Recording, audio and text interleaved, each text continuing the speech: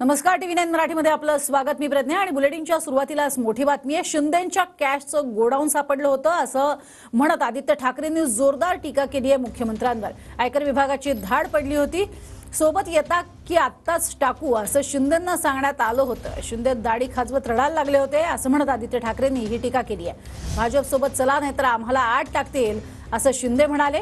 तर आदित्य ठाकरे यांचं हे वक्तव्य गांभीर्याने घेऊ नका असं उदय सामंतांनी म्हटलंय।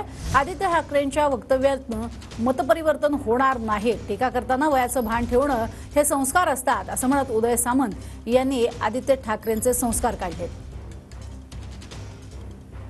देखील पाडण्याचा प्रयत्न केला तेव्हा हे जे मिंदे आहेत आज मुख्यमंत्री म्हणून घटना बाह्य मुख्यमंत्री आपल्या डोक्यावर बसले, त्यांना आपण ऑफर दिली होती जॉइन और जेल। त्यांचं कॅशचं गोडाऊन सापडलं होतं, इन्कम टॅक्सची धाड पडली होती, त्यांना सांगितलं येत आहे की टाकू आतमध्ये, मग ते लगेच रडायला लागले दाढी खाजवत। आणि मग 20 मेला उद्धव साहेबांनी येऊन सांगितलं होतं, वर्षा बंगल्यावर अमोलजी त्यांनी येऊन सांगितलं होतं की मला हे धमकवत आहेत, मला आता जेलमध्ये जाण्याची हे माझं वय नाहीये, मी काय करू साहेब, मला हे आत टाकतील, तुम्ही काहीतरी करा, भाजपसोबत चला, आम्ही आत जाऊ।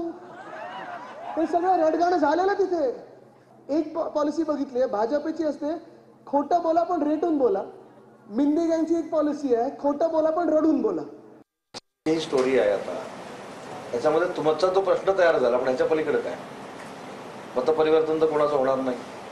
व ज्या एकनाथ शिंदे साहेबांनी शिवसेना वाढवण्यासाठी अवरात्र मेहनत केली, अवरात्र ताकद दिली, त्या माणसाबद्दल मला असं वाटतं की जरी वैर आलं तरी सुद्धा तत्वाशी लढाई ठीक आहे, पण वैयक्तिक पातळीवर आपल्या एखाद्या व्यक्तीवर टीका करत असताना तो किती वयाचा आहे त्याचं भान ठेवणं मला असं वाटतं की राजकारणातले संस्कार आहेत।